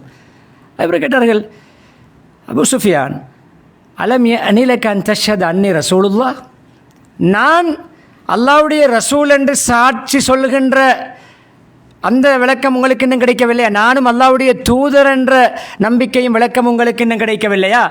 அவர் சொன்னார், அந்த விடயத்தில் இன்று வரைக்கும் எனக்கு மனதிலே ஒரு வகையான அதிருப்தி இருக்கிறது என்று சொல்லி பின்னால் அவர் அந்த முடிவிலே பேச்சுவார்த்தையோடு தொடரிலே அவரும் கலிமாவை சொல்லி இஸ்லாத்தை ஏற்றுக்கொண்டார். கண்ணியமானவர்களே, இப்பொழுது போகிறார் சமூகத்தாரிடம் போய் சொல்கிறார், என்னுடைய வீட்டுக்குள் நுழைந்து கொள்ளக்கூடியவர்களுக்கு அபயம், எந்த ஆபத்தும் வராது, காபத்துல்லாவுக்குள் நுழைந்து கொள்ளக்கூடியவர்களுக்கும் ஆபத்து வராது, அவரவர்கள் தங்களுடைய வீடுகளுக்குள் இருந்து மூடிக்கொண்டாலும். மக்கள் கிட்ட உங்களுடைய வீடு எங்களுக்கு எத்தனை பேருக்கு தான் போதும், எத்தனை பேர் அங்கே வந்து குடியேறலாம், எத்தனை பேர் அடைக்கலம் போகலாம்? அப்பொழுதுதான் சொன்னார், உங்களுடைய வீடுகளிலே நீங்கள் கதவை மூடிக்கொண்டு எந்த விதமான பங்கம் விளைவிக்காமல் இருந்தால் உங்களுக்கு அபயம். அன்பான சகோதரர்களே, நேயர்களே, சகோதரிகளே, இப்பொழுது நிகழ்வுகளைத்தான் நான் தொடர்ந்து சொல்லிக் கொண்டு வருகிறேன். நீண்ட நிகழ்வு, 60 நிமிடங்களிலே பேசி முடிக்க முடியாத ஒருவரும் தனித்தனியாக படிக்க வேண்டும், வாசிக்க வேண்டும், ஆய்வு செய்ய வேண்டும். முக்கிய படிப்பினைகளைத்தான் நான் இங்கு சம்பவங்களோடு இணைத்து சொல்கிறேன். இப்பொழுது அபூ சுஃபியான் சரணடைந்த பிறகு ஒரு ஹிக்மத், ஒரு நுணுக்கத்தை கையாள்கிறார்கள் முஹம்மது ஸல்லல்லாஹு அலைஹி வஸல்லம். தலைமைத்துவ நுட்பம் என்ன சொன்னார்கள் தெரியுமா? அபூ சுஃபியானை கொண்டு போய் முஸ்லீம்களுடைய ஒவ்வொரு கூட்டமாக பிரிந்து தான் வருகிறார்கள். ஒவ்வொரு சிறிய சிறிய குழுக்களாக அமைத்து தான் வருகை தந்து கொண்டிருக்கிறார்கள். நாங்கள் முஸ்லீம்கள் மக்காவுக்குள் கூடிய அந்த என்ன உள்ளே நுழைகின்ற முக்கியமான அந்த பாதையுடைய ஒரு இடத்தை சொன்னார்கள், ஒரு மலையடி வாரத்தை சொல்லி, அந்த இடத்தில் அபூ சுஃபியானை நிறுத்துங்கள். அபூ சுஃபியான் அதுவரையும் களிமா சொல்லியிருக்கவில்லை, இப்பொழுது அந்த வழிக்கு வந்து விட்டார். அங்கே நிறுத்தப்படுகிறார். அப்பாஸ் கூட்டிக் கொண்டு போகிறார்கள். நிறுத்தப்பட்ட பொழுது ஒவ்வொரு கூட்டமாக வரும் பொழுது ஆச்சரியப்படுகிறார். சொன்னார், அப்பாஸ், உங்களோட சகோதரண்ட முல்க் ஆட்சி பிரமாண்டமான ஆட்சி அப்பா. உங்களோட சகோதரன் இன்றைக்கு பெரிய ஒரு பேரரசராக செயல்படுகிறார். உடனே அப்பாஸ் என்ன சொன்னார்கள்? அபூ சுஃபியான், இது அரசாட்சி அல்ல, இது கிங்டம் அல்ல, இது நுபுவத், இது நபித்துவம். இது பெருமைக்கும் அகங்காரத்துக்கும் பழி தீர்க்கின்ற பாணியிலே செயல்படுகின்ற ஒரு தலைமைத்துவம் அல்ல. இது பணிவின் தலைமைத்துவம், இது பண்பாட்டின் தலைமைத்துவம், இது நுபுவத், இது நபித்துவம். அப்பாஸனுடைய வார்த்தை அவருக்கு ஒரு அழைப்பு பிரச்சாரமாக அமைந்தது. அப்படியா பார்க்கிறார், ஒவ்வொன்றை பார்த்து ஆச்சரியப்படுறார். இது பெரும் படையப்பா, எங்களோட மக்காவுடைய சகாக்களால் ஒன்றும் செய்ய முடியாது என்றெல்லாம் தன்னுடைய பலகீனத்தை ஏற்றுக்கொள்கிறார். இப்பொழுது கண்ணியமானவர்களே, மக்காவுக்குள் முஹம்மது ஸல்லல்லாஹு அலைஹி வஸல்லம் எப்படி நுழைந்தார்கள்? இறுதிக்கட்டம் எப்படி நுழைந்தார்கள்? 8 வருடங்களுக்கு முன்னால் தன்னை விரட்டியவர்கள், தன்னுடைய சொத்துக்களை பறித்து வெறுங்கையோடு வங்குரோத்து நிலைமை அனுப்பியவர்கள், எத்தனையோ உயிர்களை குடித்தவர்கள், எத்தனையோ பேருடைய உடல்களை சேதப்படுத்தியவர்கள், எத்தனையோ பேருடைய மான மரியாதைகளை கை வைத்தவர்கள், தொலைவிடாதவர்கள், நஊது பில்லா, தன்னை பைத்தியக்காரன் என்று கூட கேவலமாக அழைத்த கூட்டம், மடையன் என்று சொன்ன கூட்டம், ஊரை பிரிப்பவர் என்று சொன்ன கூட்டம், அல்லாஹ் பாதுகாக்க வேண்டும், இவருக்கு கொஞ்சம் தலையில் கோளாறு இருக்கிறது என்றெல்லாம் சொன்ன கூட்டம், பழி தீர்ப்பதற்கான காரணிகள் அனைத்தும் இருக்கின்றது. எல்லாமே அனுமதிக்கப்பட்ட கட்டம். எப்படி நுழைந்தார்கள்? கிரீடம் அணிந்திருந்தார்கள், தலைக்கவசம், இன்னும் ஒரு ரிவாயத்திலே கருப்பு நிற தலைப்பாகை அணிந்திருந்தார்கள். மக்காவுடைய போர்டரிலே, எல்லையிலே நுழையும் பொழுது கண்ணியமானவர்களே, தக்பீர் சொல்லிக்கொண்டு, அல்லாஹ்வுடைய பெயரை சொல்லிக்கொண்டு, தலையை எந்த அளவு தாழ்த்தி இருந்தார்கள் என்றால் அவர்களுடைய தாடி ஒட்டகத்துடைய அந்த கழுத்திலே படுகின்ற அளவு, அவருடைய அந்த கோவேறு கழுதையுடைய அந்த பிடரி பகுதியிலே படுகின்ற அளவு தலையை தாழ்த்தியவர்களாக, தலையை உயர்த்தி நிமிர்த்தி, நெஞ்சை நிமிர்த்தி, கையை அசைத்து, கோஷமிட்டு செலிப்ரேஷன் நடக்க வேண்டிய ஒரு கட்டம் நம்முடைய பாணியில் இருந்தால், உலக அமைப்பிலே பார்த்தால் மற்றவர்களை கேவலப்படுத்தி பட்டாசெல்லாம் கொளுத்துவார்கள், ஆடல் பாடல்கள் நடக்கும். இஸ்லாம் அப்படி அல்ல. வெற்றியையும் அல்லாஹ்வுடைய ஒரு நியாமத்தாக, அல்லாஹ்வுடைய ஒரு பாக்கியமாக பார்க்கின்ற ஒரு பார்வைதான் முஹம்மது ஸல்லல்லாஹு அலைஹி வஸல்லம் பார்த்தார்கள். பணிவோடு வந்தார்கள், தக்பீர் சொல்லி கொண்டு வந்தார்கள், நேராக காபத்துல்லாவுக்கு சென்றார்கள். சென்று கண்ணியமானவர்களே, அங்கு ஷிர்கை குஃப்ரை தூண்டுகின்ற அந்த சாதனங்களை எல்லாம் அகற்றினார்கள். வகுல் ஜா அல் ஹக் வ ஸஹகல் பாத்தில் இன்னல் பாத்தில கான ஸஹூகா. அவர்கள் ஆராதனை செய்து வந்த, வணங்கி வந்த ஷிர்க்குக்கும் குஃப்ருக்கும் தூண்டுகோலாக அமையக்கூடிய அந்த சாதனங்களை புரிந்து கொள்வேன் நினைக்கிறேன். அதை அகற்றினார்கள். ஒவ்வொன்றாக அகற்றி அகற்றி அகற்றி சத்தியம் வந்துவிட்டது, அசத்தியம் அழிந்து விட்டது, அசத்தியம் நிச்சயம் அழியும் என்ற அந்த ஆயத்தை, குர்ஆனுடைய வசனத்தை, சூரா பனி இஸ்ராயீலுடைய வசனத்தை ஓதி ஓதி ஷிர்க்குக்கும் குஃப்ருக்கும் பிரதானமாக அமையக்கூடிய அந்த சாதனங்களை எல்லாம், பொருட்களை எல்லாம் அகற்றிவிட்டு காபாவை 7 தடவை தவாஃப் செய்தார்கள். லா இலாஹ இல்லல்லாஹ் வஹ்தா ஸதக வஅதா வனஸர அப்தா வஅஸ்ஸ ஜுந்தா வஹஸமல் அஹ்ஸாப வஹ்தா. நாம் பெருநாள் தக்பீரில் ஞாபகப்படுத்துகின்ற புகழ் வார்த்தைகள். ஏகன் அல்லாஹ், அவனை தவிர வணக்கத்துக்குரிய நாயன் யாரும் இல்லை. ஸதக வஅதா, அல்லாஹ் வாக்களித்தான் எனக்கு ஒரு வெற்றியை, அந்த வெற்றி என்று தந்து விட்டான். ஸதக வஅதா, வாக்குறுதியை உண்மைப்படுத்தி விட்டான், நிறைவேற்றி விட்டான். இன்னொரு வசனம் வந்திருக்கு, அஞ்சஸ வஅதா, தன்னுடைய வாக்குறுதியை நிறைவேற்றி விட்டான். படைகளை எதிரிகளை அல்லாஹ் தோற்கடித்து விட்டான். பாருங்கள், அந்த துவாவை எதிரிகளை தோற்கடித்து விட்டான். இவர்கள் யாருக்காவது அடித்தார்களா, தாக்கினார்களா? இல்லை. என்ன இந்த இடத்துல ஈமானிய வெற்றி, இஸ்லாமிய வெற்றி, ஏகத்துவ வெற்றி.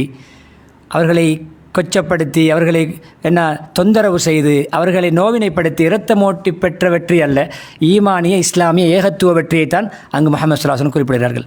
வஹஸமல் அஹ்ஸாப, கடந்த காலத்திலே பல கட்டங்களிலே எதிரிகள் தோற்கடிக்கப்பட்ட நிகழ்வுகளும் அந்த பிரார்த்தனைக்குள் அடங்கும். வஹஸமல் அஹ்ஸாப வஹ்தா. பாருங்கள், வெற்றிக்கு பின்னால் வெற்றி வீரர்கள் இருக்கிறார்கள், வெற்றிக்கு பின்னால் வெற்றி வீரர்கள் இருக்கிறார்கள். ஆனால் முஹம்மது ஸல்லல்லாஹு அலைஹி வஸல்லம் என்ன சொல்கிறார்கள்? வஹஸமல் அஹ்ஸாப வஹ்தா, அல்லாஹ் மாத்திரமே எதிரிகளை தோற்கடித்தான். எங்களுடைய கட்டித்தனம் அல்ல, எங்களுடைய கட்டித்தனம் அல்ல, எங்களுடைய வீரம் அல்ல, அல்லாஹ் தோற்கடித்தான். அப்படி அந்த ஆயத்தை ஓதிக்கொண்டு இப்பொழுது குறைஷிகளை எல்லாம் கூப்பிட்டார்கள். கூப்பிட்டு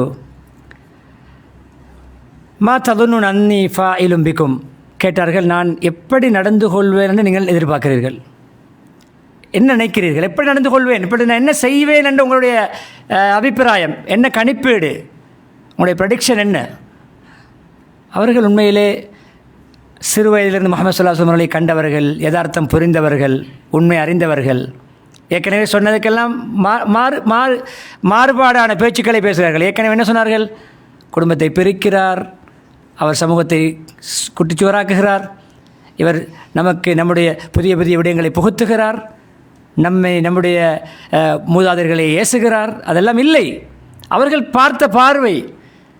அன்பானவர்கள் சொன்னார்கள், அஹன் கரீமா அல்ல அஹுன் கரீம், நல்ல சங்கையான தன்மானமுள்ள ஒரு கௌரவமான ஒரு சகோதரனாக பார்க்குறோம். இப்னு அஹின் கரீம், ஒரு சங்கையான ஒரு சகோதரனுக்கு பிறந்த ஒரு மகனாக பார்க்கிறோம். நீங்கள் சிறந்தவராகத்தான் நடப்பீர்கள், எங்களுக்கு எதுவும் செய்ய மாட்டீர்கள். சங்கையானவருடைய மகன், நீங்களும் ஒரு சங்கையானவர், சிறந்தவராகத்தான் நீங்கள் நடந்து கொள்வீர்கள் என்று நாங்கள் எதிர்பார்க்கிறோம். உடனே மசலி வ மசலுக்கும் கமசலி யூசுஃப வ இஹ்வதிஹி, எப்பொழுதும் கண்ணியமானவர்களின் நல்ல விடயங்களில் நம்மை விட உயர்ந்த முன்னைய காலத்து மக்களை பார்த்து நாம் பின்பற்றுவது இஸ்லாத்துடைய அடிப்படையான அம்சம். நல்ல விடயங்களில் நம்மை விட சிறந்தவர்களை அப்படியான கட்டம் எனக்கு ஒரு கட்டம் வருகிற அந்த கட்டத்தில் இவர் எப்படி நடந்து கொண்டார்? யூசுப் அலைஹிஸ்ஸலாத்தை அவருடைய சகோதரர்கள் கொல்ல முயற்சித்தார்கள், அவர்களை குடும்பத்தை விட்டு பிரித்தார்கள், தனிமைப்படுத்தினார்கள், திட்டம் தீட்டினார்கள், பாரிய சதிகளை செய்தார்கள். சின்ன வயதிலே, சிறுபிராயத்திலே யூசுப் அலைஹிஸ்ஸலாம் அவர்கள் சகோதரர்கள்லாம் தன்வசம் கைவசம் அகப்பட்ட பொழுது, உதவி தேடி வந்த பொழுது, பலஸ்தீனிலிருந்து மிஸ்ருக்கு வந்த சந்தர்ப்பத்திலே தன்னுடைய சபையிலே கையுமையுமாக அவர்களை கைது செய்யலாம், தண்டிக்கலாம், பழிவாங்கலாம். இல்லை, லா தஸ்ரீப அலைக்குமுல் யௌம், உங்களுக்கு இன்று நான் பழி வாங்க மாட்டேன், உங்களை நான் எந்த தண்டனையும் உங்களுக்கு தரமாட்டேன், குற்றம் பிடிக்க மாட்டேன். யக்ஃபிருல்லாஹு லக்கும், உங்களுக்கு அல்லாஹ் மன்னிப்பு வழங்கட்டும், அல்லாஹ்வுடைய மக்ஃபிரத் கிடைக்கட்டும் என்று சொல்லிவிட்டு, இத்ஹபு ஃபஅன்துமுத் துலகா, நீங்கள் செல்லுங்கள், நீங்கள் என்று சுதந்திரவாதிகள், உங்களுக்கு எதுவும் செய்ய மாட்டேன். அன்பானவர்களே, இதை குறிப்பிடுகின்ற இப்படியான பண்பாடுகளை நபி அவர்கள் ஸல்லல்லாஹு அலைஹி வஸல்லம் அவர்கள் சமூகத்தோடு மேற்கொள்ளுமாறு பணிக்கின்ற ஒரு ஆயத்து தான் ஃபபிமா ரஹ்மத்தின் மினல்லாஹி லின்த லஹும், அல்லாஹ்வுடைய கிருபையினால், அருளினால் நீங்கள் நெகிழ்வுத்தன்மை உள்ளவராக, நல்லினமானவராக இருக்கிறீர்கள், நல்ல காருண்யம் உள்ளவராக இருக்கிறீர்கள். வலவ் குன்த ஃபல்லன் கலீதல் கல்ப், நீங்கள் கடின சித்தமுள்ளவராக, கல் நெஞ்சமுள்ளவராக, கடினமான வார்த்தை பேசக்கூடியவராக இருந்தால், லன் ஃபத்து மின் ஹவுலிக், நீங்கள் ஒரு கடின போக்குள்ளவராக இருந்தால் உங்களை விட்டும் வெறுண்டோடி இருப்பார்கள் மக்கள். ஃபஅஃபு அன்ஹும், மன்னியுங்கள். வஸ்தக்ஃபிர் லஹும், அவர்களுக்கு இஸ்திக்பார் செய்யுங்கள். வஷாவிர்ஹும் ஃபில் அம்ர், அவர்களுக்கு விடயங்களிலே மஷூரா பண்ணுங்கள். அன்பானவர்களே, இப்பொழுது இந்த ஆயத்தை நபி ஸல்லல்லாஹு அலைஹி வஸல்லம் அமல் செய்கிறார்கள், மன்னிக்கிறார்கள். ஃபஅன்துமுத் துலகா என்று சொன்னவுடன் சஹாபாக்கள் சொல்கிறார்கள், கூட்டம் கூட்டமாக ஓடி வந்து கலிமாவை சொல்கிறார்கள். இப்படிப்பட்ட ஒரு மன்னிப்பு மனப்பான்மை உள்ள, கண்ணியமாக நடந்து கொள்ளக்கூடிய, விட்டுக்கொடுப்புள்ள, தயாள குணமுள்ள ஒருவரையா நாங்கள் இவ்வளவு காலம் எதிர்த்தோம் என்று வருந்தினார்கள். அவர்கள் வந்து கலிமா சொன்னார்கள். இதைத்தான் அல்லாஹ் இதா ஜா சூராவிலே, சூரத்து நஸ்ரிலே, இதா ஜா நஸ்ருல்லாஹி வல் ஃபத் வரஐத்தன் நாஸ யதுகுலூன ஃபீ தீனில்லாஹி அஃப்வாஜா, அல்லாஹ்வுடைய உதவியும் வெற்றியும் வந்து மக்கள் எல்லாம் கூட்டம் கூட்டமாக உங்கள் பக்கம் வந்து ஏகத்துவ கலிமாவை ஏற்றுக்கொண்டு முஸ்லீம் ஆகுகின்ற பொழுது ஃபஸப்பிஹ் பிஹம்தி ரப்பிக வஸ்தக்ஃபிர், நீங்கள் இறைவனுடைய பெயரை துதிங்கள், அல்லாஹ்வை புகழுங்கள், சுப்ஹானக அல்லாஹும்ம ரப்பனா வ பிஹம்திக் சொல்லுங்கள், இஸ்திக்ஃபார் செய்யுங்கள், இன்னஹு கான தவ்வாபா என்ற அந்த சூறாவிலே வந்த ஆயிஷா ரலியல்லாஹு சொல்கிறார்கள், இந்த சூரா இறங்கிய பிறகு நபியவர்கள் எந்த தொழுகை தொழுதாலும் அந்த தொழுகையிலே அல்லாஹ்வை புகழ்கின்ற பொழுது சுப்ஹானக ரப்பனா வ பிஹம்திக் அல்லாஹும்ம ஃபிர்லி ரப்பி ஃபிர்லி இஃபிர்லி என்ற துவாவை ஓதுவார்களாம். பாருங்கள் அன்பானவர்களே, பெரும் சாதனை என்ன, தலைமைத்துவத்துடைய வெற்றி, பாரிய ஒரு இஸ்லாத்துடைய திருப்பு முனை. அந்த கட்டத்தில் கூட வெற்றிகளை அடையும் பொழுது, வெற்றி உங்களுக்கு வந்து உங்கள் காலடியை முத்தமிடும் பொழுது நீங்கள் பெருமை கொள்வதோ அகங்காரம் கொள்வதோ என்ன மமதை அடிப்பதோ உங்களால் அந்த கூட்டத்தார்கள் நெய்யப்புடைக்கப்படுவதோ அல்ல. நீங்கள் இஸ்திக்ஃபார் செய்ய வேண்டும், நீங்கள் அல்லாஹ்வை நினைக்க வேண்டும், அல்லாஹ்வை புகழ வேண்டும் என்ற பாடத்தை அல்லாஹ் புகட்டினான். எனவே என்னால் முடியுமான அல்லாஹ் எனக்கு தௌஃபீக் செய்ததற்கு இணங்க ஃபத்ஹ் மக்காவுடைய சில முக்கியமான நிகழ்வுகள், நபி ஸல்லல்லாஹு அலைஹி வஸல்லம் தலைமைத்துவ பண்புகள், விட்டுக்கொடுப்பு, நலிவுத்தன்மை, காருணியம், மன்னிப்பு, இப்படியான விடயங்களை முன்வைத்தேன். இறுதியாக பாருங்கள், சந்தர்ப்பத்தை பயன்படுத்தி கொண்டார்கள். அழகான ஒரு குர்ஆன் வசனத்தை ஓதி ஒரு நசீஹத்தை, ஒரு உபதேசத்தை செய்து அந்த ஃபத்ஹ் மக்காவுடைய வரலாறுக்கு மெருகூட்டினார்கள். சொன்னார்கள், எல்லோரும் முஷ்ரிக்கீங்கள் எல்லாம் பெரும் பெரும் தலைவர்கள் பட்டத்தை, பதவியை, பணத்தை, அதிகாரத்தை பெருமையாகவும் சாதனையாகவும் மேற்கோள் காட்டி தன்னுடைய பெருமையை முன்வைத்து வந்த சமூகத்துக்கு இனவாதம், பிரிவினைவாதம், அடிப்படைவாதம், அதே போன்று என்ன வெள்ளையர், கருப்பர், படித்தவர், பாமரர், பணக்காரர், ஏழை, ஆசான், குடிமகன் என்ற பிரிவினைவாதங்களை முன்வைத்து அதிலே மிகவும் ஆள் என்ன நிலைமையிலே மூழ்கியிருந்த, ஆழ்கடலில் மூழ்குவது போன்ற அந்த தன்மைகளில் மூழ்கியிருந்தவர்களுக்கு ஒரு குர்ஆன் வசனத்தை ஓதி ஈக்குவலிட்டி, இஸ்லாமிய சமத்துவ பார்வையை போதித்து விட்டுத்தான் அந்த இடத்தில் அவர்கள் அனுப்பி வைத்தார்கள். யா அய்யுஹன்னாஸ் இன்னா ஹலக்னாக்கும் மின் ஸக்கரி வ உன்ஸா வ ஜஅல்னாக்கும் ஷுஊபன் வ கபாயில லிதஆரஃபு இன்ன அக்ரமக்கும் இந்தல்லாஹி அத்காக்கும். அதுக்கு ஒரு நிகழ்வும் சான்றாக அமைகிறது. இந்த குர்ஆன் வசனத்தையும் அதனோடு இணைத்து நான் முடித்துக்கொள்கிறேன். இப்பொழுது தொழுகையுடைய நேரமாகிறது. பிலால் ரலியல்லாஹு அன்ஹு அவர்களை காபாவுக்கு மேலே ஏறச் சொன்னார்கள். பாலைவனத்திலே மிதிக்கப்பட்டவர்கள், இழுக்கப்பட்டவர்கள், சித்திரவதை செய்யப்பட்டவர்கள், இரத்தமோட்டப்பட்டவர்கள், நேர அட்டவணை போட்டு சித்திரவதை செய்யப்பட்ட இவர்களுடைய கையால் தான் மாறி மாறி சித்திரவதை செய்யப்பட்டு சங்கிலியால் கட்டி இழுக்கப்பட்ட, பாறாங்கள் வைக்கப்பட்டும் பாலைவனத்திலே தாழ் நிலத்திலே அல்லாஹ்வுடைய பெயரை உச்சரித்த அந்த ஒரு அடிமையாக விற்கப்பட்ட ஒரு கருப்பு நிற நீக்ரோ அடிமை, ஒரு பொருளாக வாங்கி விற்கப்படக்கூடிய அப்படியான ஒரு சாதாரண தரத்தில் இருந்த அந்த மனிதனுடைய ஈமானும் தக்குவாவும் அன்பானவர்களை உயர்த்தியது. அபூபக்கர் வாங்கி உரிமையிட்ட பொழுது அவர்கள் சுதந்திரம் அடைகிறார்கள்.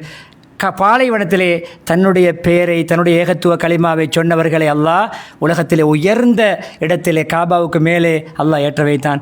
அந்த நேரத்தில் கலிமா சொல்லாத சிலர் ஏளனமாக பேசினார்கள். இந்த கட்டத்தை நான் பார்க்க முன்னால் நான் மரணித்திருக்க கூடாதா? என்னுடைய மூதாதையர்கள் என்னுடைய தந்தைக்கு இந்த கட்டத்தை பார்க்க கிடைக்காதது நல்லம். எங்களுடைய கையால் அடிபட்டவன், எங்களால் என்ன நையப்புடைக்கப்பட்டவன், எங்களுடைய சித்திரவதைக்கு ஆளாகியவன், எங்களால் கேவலப்படுத்தப்பட்டவன் காபாவுக்கு மேலே இன்று ஏறி இருக்கிறானே என்று ஏளனமாக பேசிய ஓசைகள் முஹம்மது ஸல்லல்லாஹு அலைஹி வஸல்லம் காதுக்கு கேட்ட பொழுதுதான் இந்த ஆயத்தை ஓதினார்கள். மக்களை, மனிதர்களை, உங்களை நாங்கள் மின் ஸக்கரி வ உன்ஸா, ஆண் பெண் என்ற தாய் தந்தை படைத்திருக்கிறோம். இன்னும் ஒரு கருத்தில் விளக்கம் சொன்னார்கள். ஆதம் அலைஹிஸ்ஸலாத்தின் மூலம்தான் பரம்பரை மனித இனம் பரவி இருக்கிறது. ஆதம் அலைஹிஸ்ஸலாத்துடைய அடிப்படையை மண் தான்.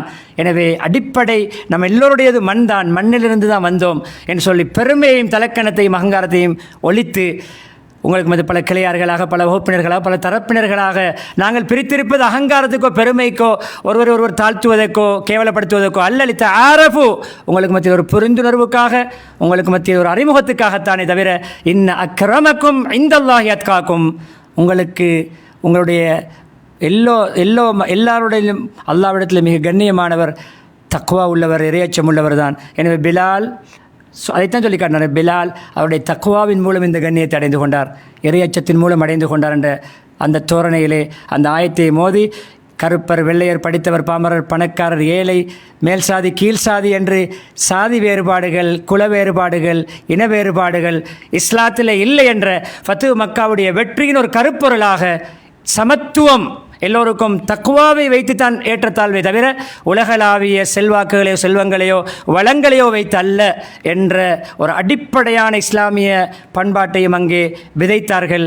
எனவே எல்லாம் அல்லாஹ் சுப்ஹானஹு வ தஆலா இந்த ஃபத்ஹு மக்காவுடைய சரித்திரம் மூலம், அதில் முஹம்மது ஸல்லல்லாஹு அலைஹி வஸல்லம் நடைமுறைகள் மூலம், சஹாபாக்களுடைய அணுகுமுறைகள் மூலம் பயன்பெற்று நம்முடைய அன்றாட வாழ்விலும் இப்படியான தன்மைகளை பிரதிபலித்து தாக்கம் பெற்று அல்லாஹ்வுடைய திருப்தியை அடைந்து முஹம்மது ஸல்லல்லாஹு அலைஹி வஸல்லம் ஷஃபாஅத்தோடு சொர்க்கத்திலே ஜன்னத்துல் ஃபிர்தௌஸிலே குடியிருக்கும் பாக்கியத்தை அல்லாஹ் நசீபாக்குவானாக.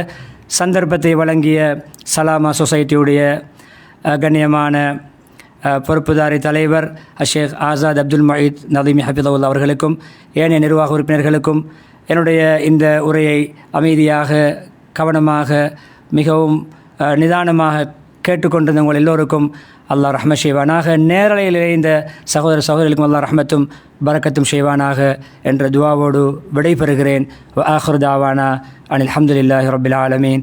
வஸ்ஸலாமு அலைக்கும் வரஹ்மத்துல்லாஹி வபரகாத்துஹு.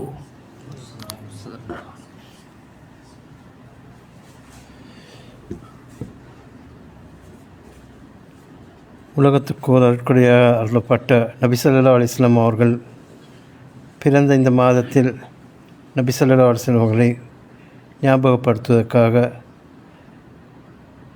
அவர்களின் சீராவுடன் தொடர்பட்ட முக்கியமான சில விடயங்களை அடிப்படையாக கொண்டு இந்த நிகழ்ச்சி தொடர் அமையப்பெற்றுள்ளது. அதன் அடிப்படையில் இன்று நாங்கள் மக்கா வெற்றி பற்றி ஒரு சிறந்ததொரு விளக்கத்தை பெற்றுக்கொண்டோம். நிறைய புதிய விடயங்களை நாங்கள் படித்து கொண்டோம்.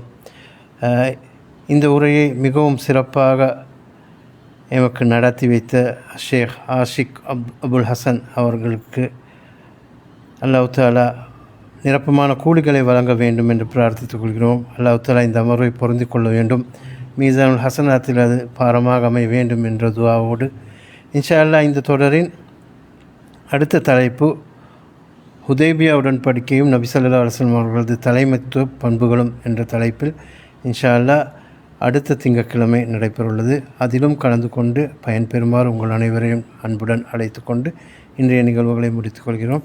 சுப்ஹானக அல்லாஹும்ம வ பிஹம்திக அஷ்ஹது அல்லா இலாஹா இல்லா அன்த அஸ்தக்ஃபிருக வ அத்தூபு இலைக்.